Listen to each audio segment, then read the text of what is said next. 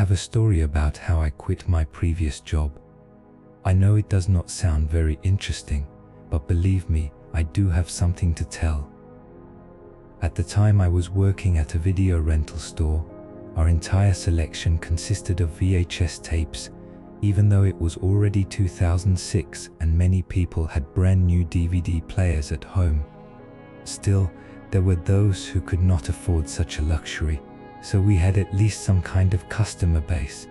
The owner and I worked in shifts, just the two of us, and the modest profit was enough for him to pay the rent and reliably pay my wages.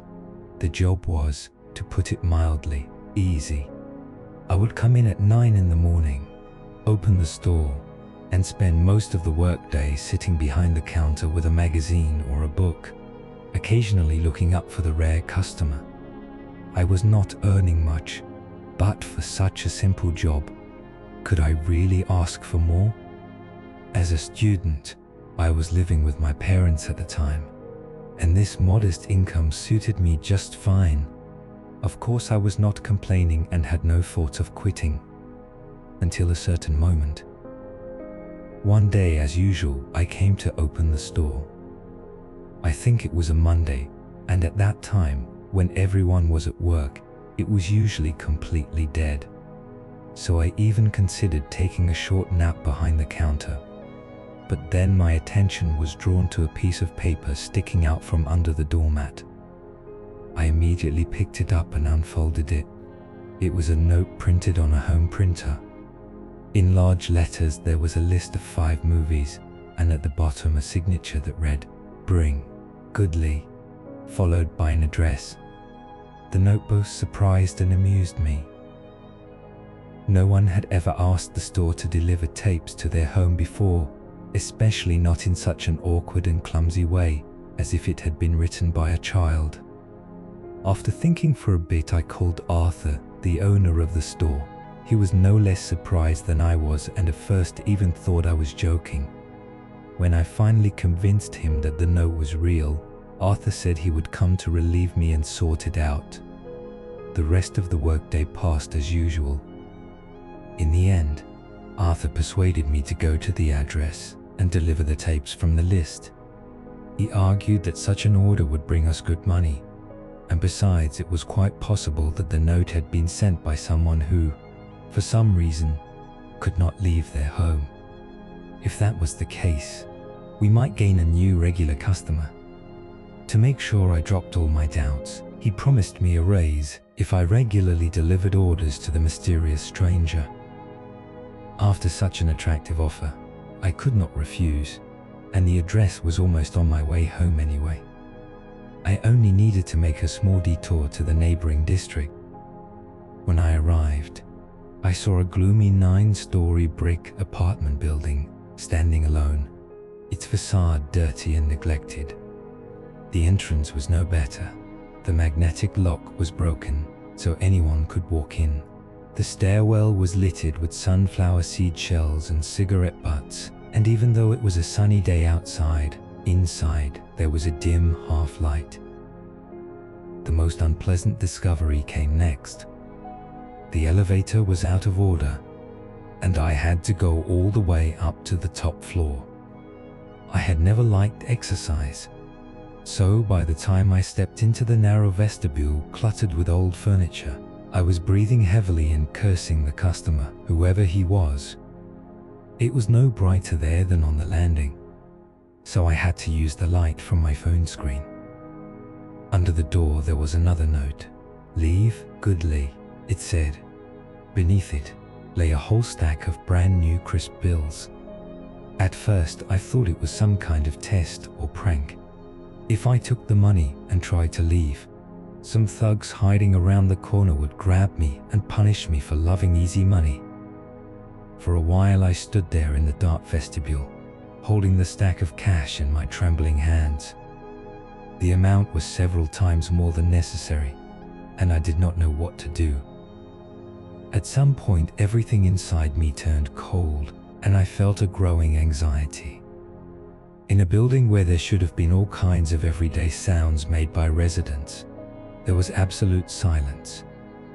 At that very moment, I put the bag with the tapes on the floor, turned around, and ran down the stairs as fast as I could. Outside, I looked back at the gloomy building several times, but no one was chasing me. When I got home, I could not calm down for a long time. At some point, I felt ashamed that I had deceived an obviously troubled person, even though he himself had slipped me so much money. I decided that I would never go back to that building again, no matter what Arthur said. The next day, my shift passed as usual. I did not tell Arthur about the extra money and kept it for myself. Yes, it was a low thing to do, but do not worry. In the end, I did not get away with it. The next note arrived exactly 2 days later. I found it in the same place under the doormat. The same printed capital letters, "Bring Goodly," and below it, a list of movies. Yes, I had already said that I had firmly decided not to go there again, and I have no idea what came over me, but as soon as Arthur took over the shift, I grabbed the tapes and headed to the address. This time I did not think or hesitate. I ran up to the 9th floor. The elevator was still not working. Left the bag by the door, took the money and the old tapes, and hurried home just as quickly. Lying in bed that night, as I was falling asleep, I finally understood why I had returned to that building. I had been seized by a hunger for easy money, and this time there was even more of it. For a whole month, I delivered tapes to that address. The notes arrived regularly every other day, and what amazed me most was that the spelling of the writer gradually improved and his vocabulary expanded. First, he learned to write without grammatical errors. Then about a week later, he learned the word "please." And 2 weeks after that, he began to address us politely. When that happened, Arthur and I felt proud of the stranger, as if we had personally taught him how to write. Unfortunately, he never learned to write in anything other than capital letters. As for me, I continued to dishonestly hide my real income from Arthur. I bought new clothes and a new phone. I started smoking expensive imported cigarettes and sometimes allowed myself to have lunch at a restaurant. I even thought about saving enough money to move out of my parents' house, but I still came to work in my shabby market shirt and knockoff sneakers so as not to raise suspicion. For a whole month, everything went perfectly, until one morning when I came in for my shift and found an unhappy customer waiting by the door. A man in his 40s, one of our regulars, casually threw a tape onto the counter and irritably told me that we had given him the wrong movie. I picked up the tape and looked at the cover. Forrest Gump. I turned it sideways. On the tape itself, the title of the movie had also been written in pencil. We always did that so no one would mix up the covers and put the wrong tape inside. I tried to explain to the man that it was exactly the film he had asked for, and that there could not be any mistake. He snorted sarcastically and suggested that I check it myself, then turned and walked out the door. I was confused. He had always been satisfied with our service and had never behaved so strangely. When Arthur arrived, I told him what had happened, and together we decided to watch the tape. The film began as usual, but not even half an hour had passed before we understood why the man had brought it back. We reached the scene where Forrest is fitted with those awkward leg braces, after which he and his mother return home. In the next scene, Forrest walks in circles around the room, getting used to his new shoes, and the scene seems to loop, continuing over and over, taking up the entire rest of the film. We fast-forwarded to the end, but there was nothing except Forrest Gump walking in circles around the room, and the sound of his metal shoes striking the floor. Arthur and I concluded that it must have been some kind of defect in the tape and put the damaged cassette aside in a separate drawer. Unfortunately, it only got worse. If my shift had been calm, Arthur was not so lucky. All evening, angry customers kept coming in, and some of them were seriously ready to beat us up, thinking we were playing some kind of prank on them. But we were in no mood for jokes. We set aside the returned tapes. There were 8 of them. When I looked at them, it suddenly dawned on me that every single one had been in the hands of the strange guy who wrote the notes. I told Arthur about it, and we pulled all the tapes I had delivered to him over the past month. Then, we locked the front door, hung up a closed sign, and began to watch them. What we saw was beyond anything we could have imagined. First, we put on the movie Fast and Furious 2. In this new ruined version, about 10 minutes in, the characters get into a terrible crash, and for the rest of the film they race each other in wheelchairs. I will not lie, I even laughed. The sight was so absurd it felt like someone had shot a very high-quality parody and slipped it to us as a joke. But our pencil marking was still on the tape. Then again, he could have forged it, could he not? Next came the comedy Dumb and Dumber, a film I loved and always genuinely laughed at because of the hero's foolish antics. Now, by the will of some sick joker, the cheerful comedy had turned into a grim and depressing drama. When the dog-shaped van runs out of fuel, Harry and Lloyd walk on foot to the nearest town, and then for the rest of the movie they slowly drink themselves into insanity, turning into homeless lunatics. In Saving Private Ryan, during the opening scene on Omaha Beach, the bloody slaughter goes on for hours. After that, the film cuts to text on the screen that dryly states that the United States has no soldiers left because they all died during the landing in Normandy and that they will never win the war. Then the credits roll.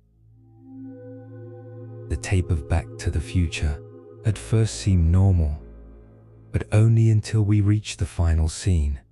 Doc returns from the future, jumps out of the DeLorean, and begins running in circles, screaming desperately and waving his arms while Marty and Jennifer try to calm him down. We were afraid to put the second part into the player, and as it turned out, we were right to be afraid. For the entire film, Doc sits in a mental hospital, occasionally shouting random phrases like, "There is no sky in the future," or "Do not look into space. They do not like being watched." It was not even remotely similar to the original film we knew, yet the pencil-written title was still there on the tape. We did not dare to check the third part. Every single cassette was ruined. Light-hearted family comedies turned into bleak existential horror that would have driven even the happiest person on earth to despair. Animated films became unsettling distortions of what they once were. Simple action movies turned into crudely stitched bloody horror stories, and horror films turned into something even worse. It felt as if whoever had done this sincerely hated everything bright and kind, and just as sincerely hated all people, and wished them a long and painful death. We finished with the film that the stranger had defiled more than any other, Terminator 2. Even the cassette itself had been mercilessly scratched with something sharp, and where there had once been a neat pencil title, this madman had carved crooked cult-like symbols. The film itself was no better. Very early on, during the chase with the truck, the liquid metal Terminator runs over Arnold Schwarzenegger, snapping him in half. And for the rest of the movie he does not fight anyone or save anyone. He simply crawls back and forth through a filthy ditch, helpless and broken. All the human characters in this version become half-decayed, skeletal figures, and the liquid metal Terminator slaughters everyone without resistance. In the final scene, a partially decomposed Sarah Connor crawls along a sandy beach, white bones protruding through torn skin. At one point she stops and tries to scrape some kind of word into the sand with her hand, but her hand falls off. She tries to keep crawling for a while, and then she dies. We watched each cassette in fragments, fast-forwarding through most of it, but the aftertaste was still foul. What we felt was a strange mixture of horror, disgust, and bewilderment. The unnatural jerky movements of the characters and the repulsive voice work, as if stitched together from unrelated lines, suggested that it was some kind of editing. Extremely advanced editing for that time. Neither of us had any idea what kind of technology could achieve something like that. We were genuinely curious about who had done it, and more importantly, why. Arthur picked up the phone and started calling someone. I stepped outside to smoke and clear my head. My thoughts were tangled. I had become distracted and clumsy. The cigarette I pulled from the pack slipped from my fingers and fell to the ground. I looked down and saw a note sticking out from under the doormat. What a surprise! It had not been there in the morning. While we were watching those deranged tapes, someone had slipped it there. I picked it up and absent-mindedly put it into my pocket. At that moment, Arthur came out of the store with a plan. He was determined. His friends would arrive soon, and we would all go to that address together to settle things. I cannot say I supported the idea, but I truly wanted to see the owner of the apartment with my own eyes. We agreed to meet in about an hour, and I headed home. But I never made it home. My feet carried me back to that cursed 9-story building. I took the note out of my pocket. There was only one word on it: bring. At first I smirked to myself and thought, has he started getting worse again? But then another thought occurred to me. What if he had written this note specifically to me, without Arthur? The idea made me shiver. I turned the sheet over and saw a list of 20 films. I crumpled the paper and threw it into a trash bin. Then another thought came to me. How much money would he leave for 20 tapes? And I also remembered that he always left a stack of cash on the doorstep. You can already guess where this is going. The entrance greeted me with a dead, slowly maddening silence. Dusk was thickening outside, and the dim light on the landing threatened to turn into complete darkness. I needed to hurry. Once again I cursed the broken elevator and started climbing to the 9th floor. In the vestibule, I stopped to catch my breath. The silence and the darkness made my head spin. There was a ringing in my ears.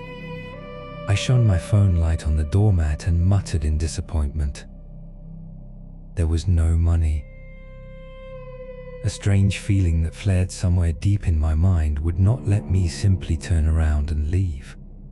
My hand reached for the door handle on its own, and to my horror, it was unlocked. I did not even realize how I ended up inside. A harsh neon light burned my eyes, which had grown used to the darkness of the vestibule. I expected to see swarms of flies over piles of trash, filthy, worn-out furniture, torn wallpaper hanging from the walls, and an unkempt owner with greasy, tangled hair staring at me with a mad gaze. I did not expect this.